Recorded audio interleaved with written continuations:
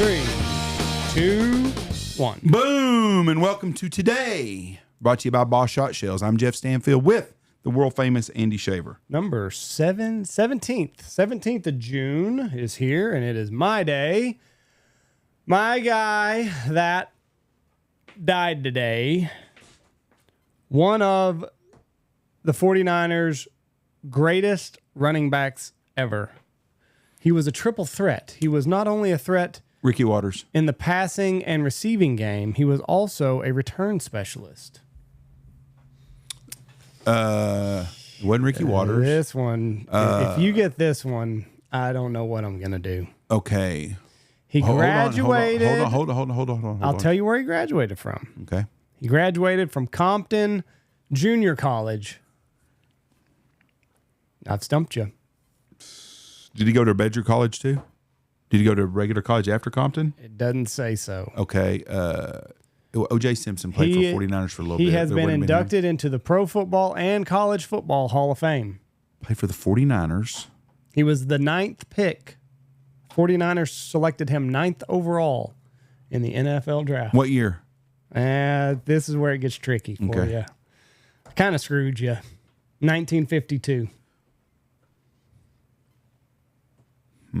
White guy or black guy? He is a white guy.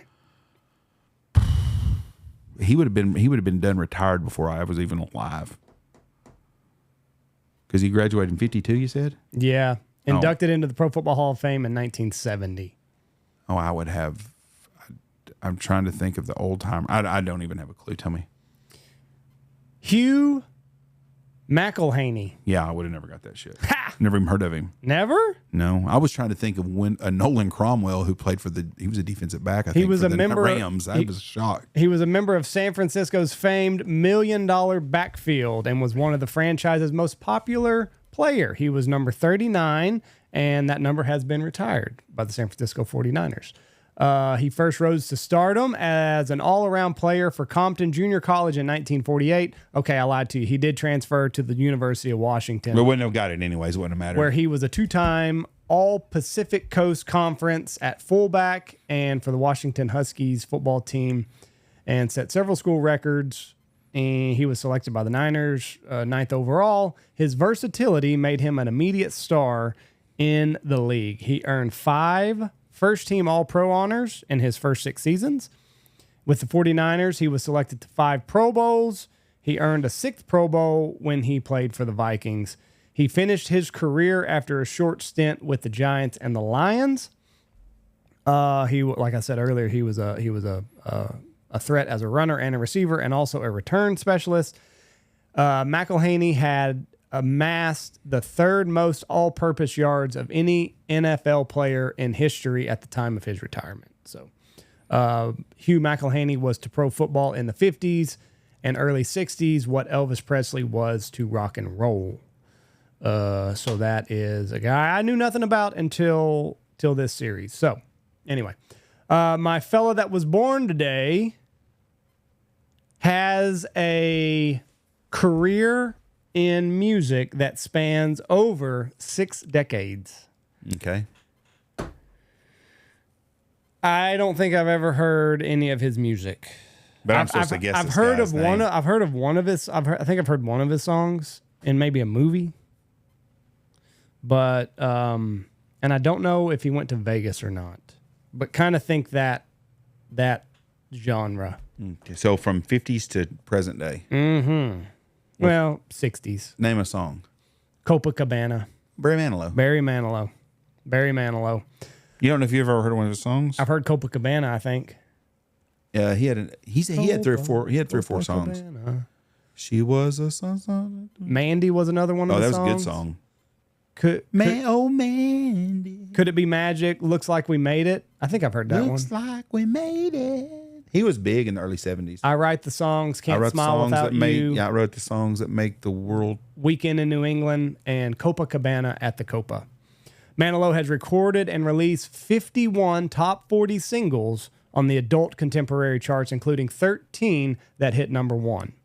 28 that appeared within the top 10, and 36 that reached the top 20. He was a very big star in probably the worst genre of music in the history of music, I think. Right. Kind of I get contemporary, I guess is what you called it. Yeah, just adult contemporary. Yeah, it's pretty boring. 6 multi-platinum albums. Although not a favorite artist of many music critics, Manalo has been praised by his peers in the recording industry. In the 1970s, Frank Sinatra predicted he is next. He got his start writing jingles for McDonald's, Pepsi Cola, and Band-Aid. He had been nominated for a Grammy, winning one as a producer, arranger, and performer 15 times, and in every decade. Yeah, he laughed his ass off all the way to the bank. Yeah. He was he was big. He was huge. Manalo has sold more than 85 million records as a solo artist worldwide, making him one of the best worldwide artist ever. He was married to a woman for a year. Was he gay? Yeah. I didn't know that. Yep. He is gay. He got married to his husband, Gary Keefe, in 2014. And then in 2018, they kept it a good secret. 2018, it comes out that he is homosexual. I'm not shocked, but I didn't know. Yep. Didn't really care. Yep. But he was very, very talented and very, very popular. Him and Rod Stewart, that kind of genre of people. Left his wife after a year to pursue the music, his music career. He does not attribute her to turning gay. And, I don't know, maybe it's a bad piece of ass. I couldn't tell you. But anyway, Barry Manilow was born today, still rocking and rolling, 81 years old. So God bless Mr. Manilow. Now, my event, one of America's most unproductive times, no productivity happened today. And you got to think back to last week whenever on one of your todays. It piggybacks off of that. Most like a certain day that's unproductive in this country? Today an event happens and America stops. Think back to what you just said last week. I can't remember what I did yesterday. It was your event. No. One of your todays that you did. So on June 16th.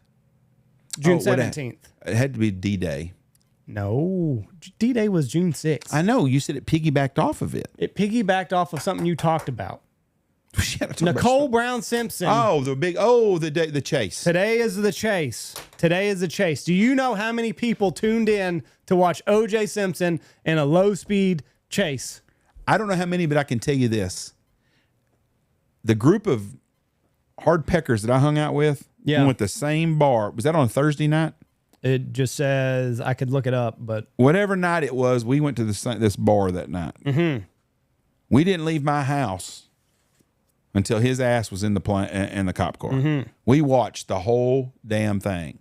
We went to the bar that night, and guess what everybody's talking about? That. OJ. I assume that 90% of people that had a TV watched it. No. I'm going to guess 180 million people. You're way too high. 95 million to 150 million are the estimates. That's 95 on the low end, 150 on the high end. How many people lived in the United States at that time? Yeah, I don't know. That's still a bunch of people. So I got the most watched events in television history. If you take out Super Bowls, it's number 4. What is ahead of it? It's going to be the 9/11 stuff. No. Okay, let me 9/11's not even there. It's got to be some kind of event that happened. Yes. Knocking down the wall. I don't think that many people watch that. Nope. One of the space shuttles. You're along the right lines. Oh, the Apollo, one of the Apollo moon landing. 150 million. Okay. Was that, and what was next? Another moon landing? Bunch of Super Bowls. So Apollo moon landing is number 1 for most watched event in America. The next 8 are Super Bowls. And then you get to the next event, which is the Nixon resignation speech. What year was that? 74. I was 6 years old and I remember that. I don't remember what he said. I just remember it was on TV. 110 million watched it. Then you got the MASH series finale, yep. 105. Okay. I actually lied. And then it's the day after. I don't know what that is. Huh? The day after. What year? 1983, ABC, 100 million people tuned in. The day after? What was the date? Not 19th. Or what was the month? November 20th, 1983.